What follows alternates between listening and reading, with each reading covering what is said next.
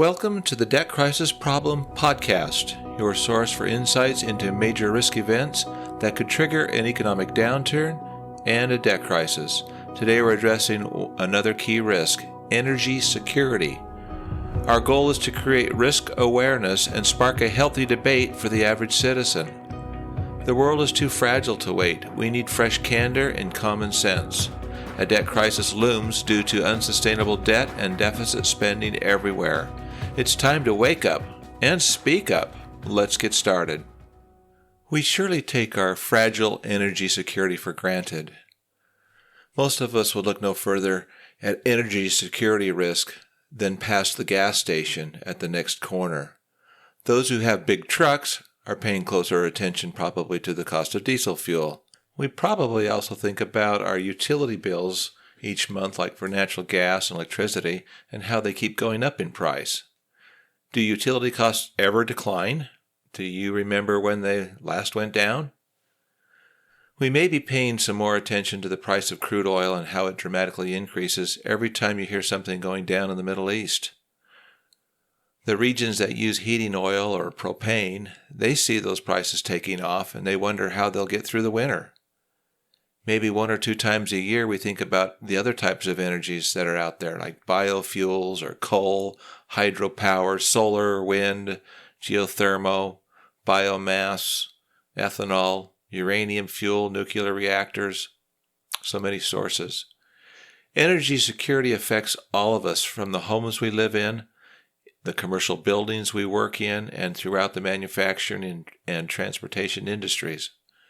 But we really don't know how and appreciate all that goes on behind the scenes to get energy sources in our vehicles, homes, and businesses. Would you agree? It's always been there, right? So we just take it for granted that it always will be. About the only thing we really care about is how expensive it is. Once again, the world is a fragile place when it comes to energy. Everyone sits up and takes notice when the price at the pump gets over $3, $4, $5, $6 a gallon. We also pay close attention when the utility bills for natural gas and heating oil and electricity goes up maybe 10% or more. But does anyone ever really peel back the layers and see what risks there are to energy security throughout the world?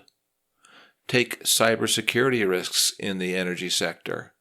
This is probably one of the major risks for energy because we have such an increasing reliance on digital technologies and interconnected systems in the energy world, which means it's very vulnerable to cyber attacks. Maybe we don't even think about that.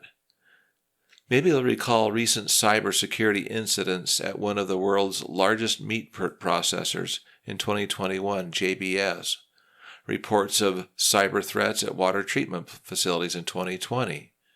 A malware cyber attack against petrochemical plant in Saudi Arabia in 2017, an IT management software company in 2020, SolarWinds Orion, and a ransomware cyber attack on a major U.S. fuel pipeline operator in 2021, the Colonial Pipeline.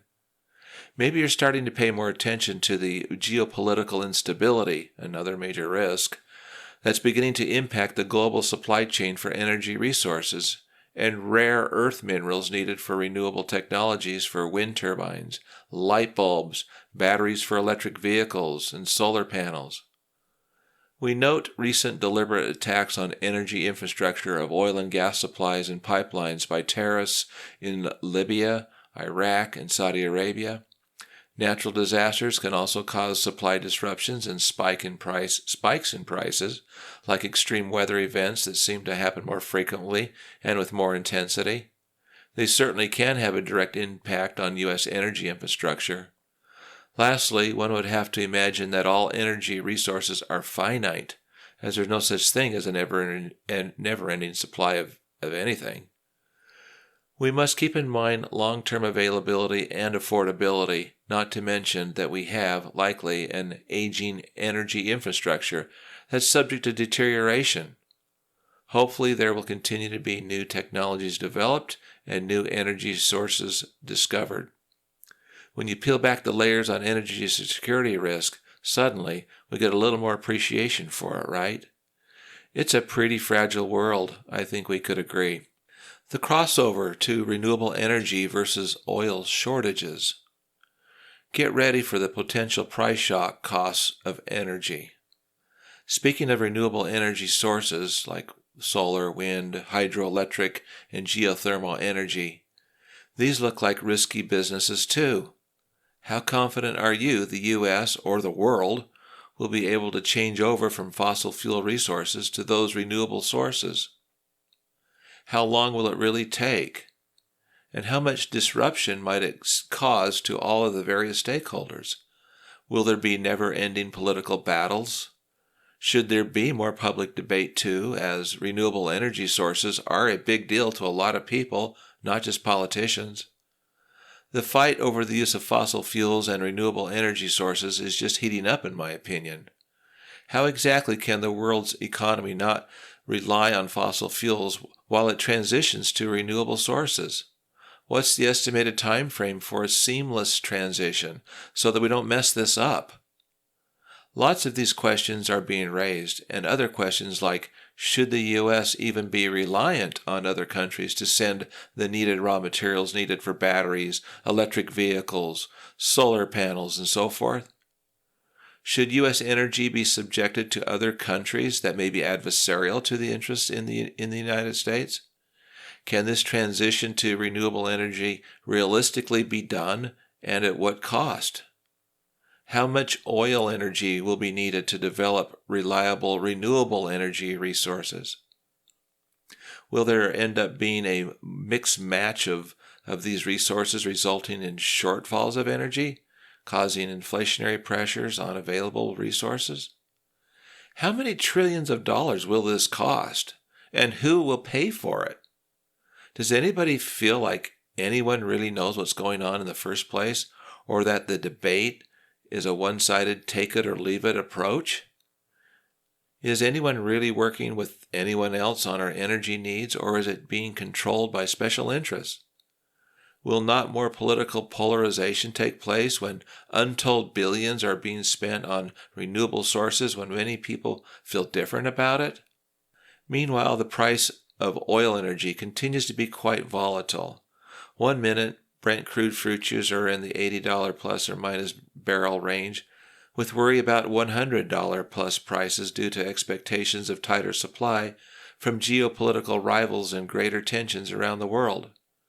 Higher energy costs would likely trigger inflation and even stagflation, with slowing employment growth plus higher unemployment.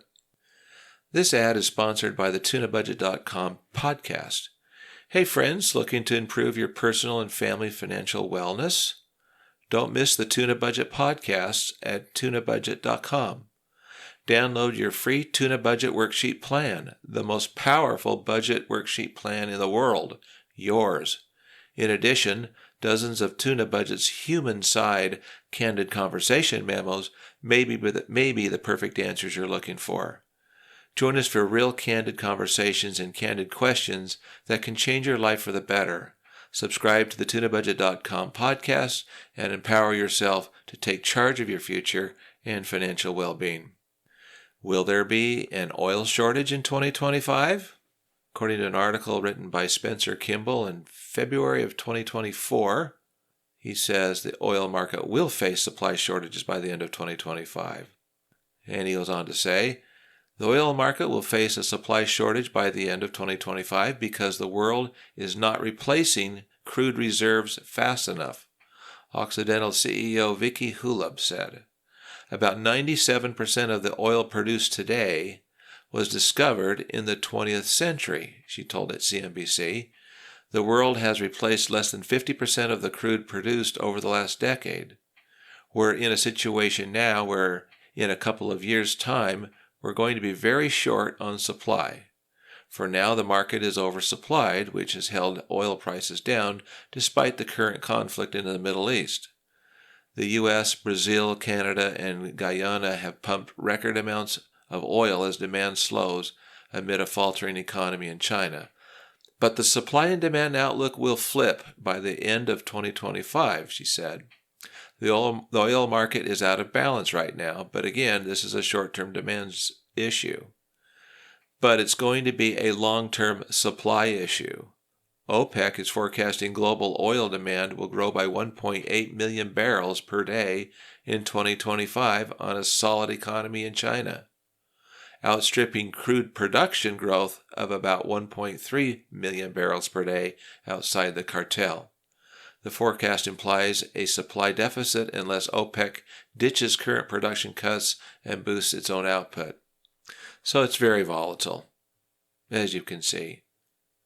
In conclusion, so what, when, how does it affect you? Energy security will be messy. Using common sense, we live in a world where global interests are in conflict. The risk to energy security will continue to increase in 2025. Whether or not there will be oil shortages that increase inflation, bad actors are and will certainly be trying to perpetuate cyber attacks on the energy sector in the U.S. There's just too much geopolitical tension for there not to be such activities. Extreme weather events will likely continue as Mother Nature never ceases to amaze anyone. Supply chain disruptions from areas in the world that export energy resources will increase and add pressure to price inflation of many other goods. The transition to renewable energy sources will be a while before they are sustainable. Meanwhile, the transition to those sources will be subjected to political and hopefully much more public debate over the costs, who will own and regulate those resources, where they will be stored, and whether the U.S. should rely on other countries to supply the underlying minerals needed for renewable energy. It will be a messy fight, but it is important to utilize all energy resources at our disposal that are expedient. Much of the investment in renewable energy sources come from the U.S. government spending. In other words, more debt on the national debt pile. Can you smell a debt crisis yet? Thank you for joining us. Today we explored energy security, a major risk contributing to the looming debt crisis. We hope to highlight the urgent need for transparency around these risks. We want to hear from you. Submit your own debt crisis memo and share your thoughts at tunabudget.com. If you found today's episode valuable, please subscribe for future podcasts. Your support helps us grow this healthy debate. Until next time, take all necessary precautions. Your financial wellness matters. Thanks again.